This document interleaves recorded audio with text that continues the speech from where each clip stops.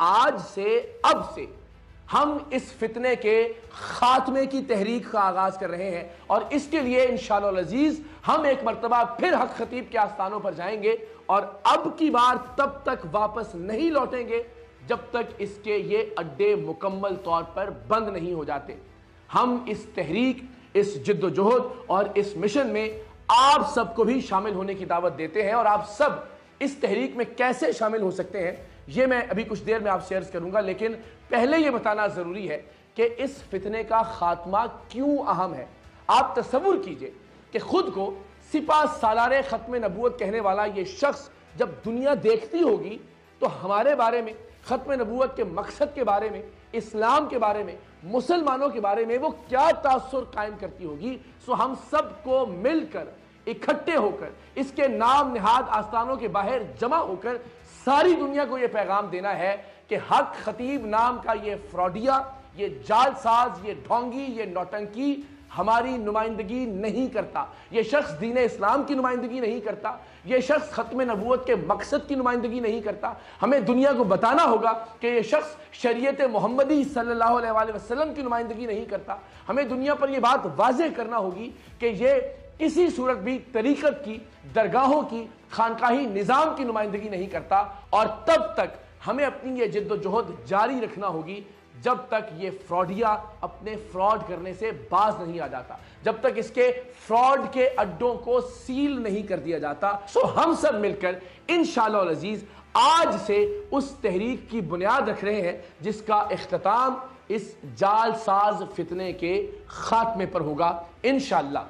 آپ تصور کیجئے کہ وہ مظلوم لوگ جو کینسر جیسی موذی امراض میں مبتلا ہیں، جو گردوں کی امراض میں مبتلا ہیں، جنہیں زندگی نے پہلے ہی بہت ساری تکالیف دے رکھی ہیں، یہ جب اس بدبخت کے پاس جاتے ہیں تو مزید لوٹنے کا سلسلہ شروع ہو جاتا ہے۔ ایسی ان گنت کہانیاں ہیں کہ جہاں لوگ اس کے پاس گئے اور اس نے صرف لنگر کے نام پر اپنے نذرانوں کے چکر میں ان کا دنیاوی علاج رکوا دیا، اور وہ تڑپتے تڑپتے اس دنیا سے رخصت ہو گئے۔ یہ 8 دفعہ گئے ہیں، ہم نے 7 دام کرانے تھے، 8 کرائے ہیں، اس کا فائدہ یہ ہے آپ کے سامنے، کوئی فرق نہیں پڑا، 0% بھی نہیں۔ میری سسٹر ہے، ان کا بیٹا تھا تو وہ 6 سے 7 مہینے ادھر جاتے رہے، اس کے بعد اس کا 11 سال کا جوان بیٹا تھا، اس کی ڈیتھ ہو گئی۔ پھر بابا حق خطیب صاحب ہیں، آپ ان کے پاس جائیں، ان کے پاس جائیں گے تو آپ کا بچہ جو ہے وہ بالکل صحت یاب ہو جائے گا، وہ ریکور نہیں کر سکا،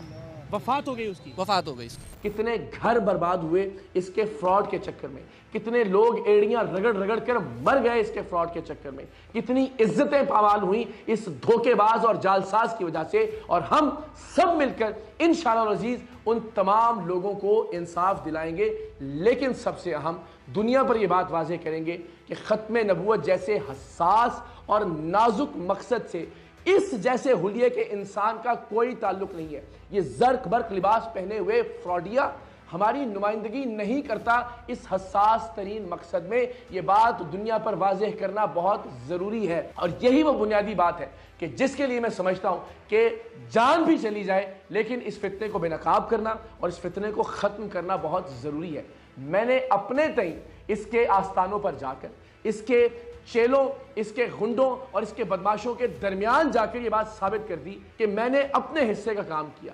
جرت سے، ہمت سے، اپنی جان ہتھیلی پر رکھ کر، اپنی ٹیم کے لوگوں کی جان خطرے میں ڈال کر ہم نے اس شخص کو بے نقاب کیا۔ اب کوئی ایسی چیز نہیں رہ گئی، کوئی ایسا سوال نہیں رہ گیا کہ لوگ سوچے کہ شاید اب بھی حق خطیب حق پر ہے، یا حق خطیب واقعی اللہ کا ولی ہے، یا حق خطیب کے پاس واقعی کوئی کرامت ہے۔ ہر چیز بے نقاب ہو چکی، اس کی تمام تر کرامات ثابت ہو چکی کہ وہ محض کرتب ہے۔ یہ ثابت ہو گیا کہ یہ شخص قرآن مجید کی ایک آیت تک بھی نہیں پڑھ سکتا۔ ہم بار بار اس سے کہتے رہے کہ آپ ایک آیت ہمیں سنا دیں۔ آپ اللہ کے کلام سے لوگوں کو شفا دیتے ہیں یا پڑھتے ہیں؟ اللہ کے کلام سے کیا پڑھتے ہیں حضرت؟ دیکھیں میں بسم اللہ الرحمن الرحیم پڑھتا ہوں، اس میں کسی کا کوئی اس کا یہ کہنا تھا کہ میں صرف بسم اللہ پڑھ کر دم کرتا ہوں۔ تصور کریں اس شخص کو اگر سورہ فاتحہ بھی آتی ہوتی تو ہمیں کم سے کم یہ اس دن 4 گھنٹوں تک ہم مستقل اس سے مطالبہ کرتے رہے تو اس سورہ فاتحہ ہی ہمیں پڑھ کر سنا دیتا۔ تو ایک ایسا شخص جو بسم اللہ بھی ٹھیک طرح سے نہیں پڑھ سکتا،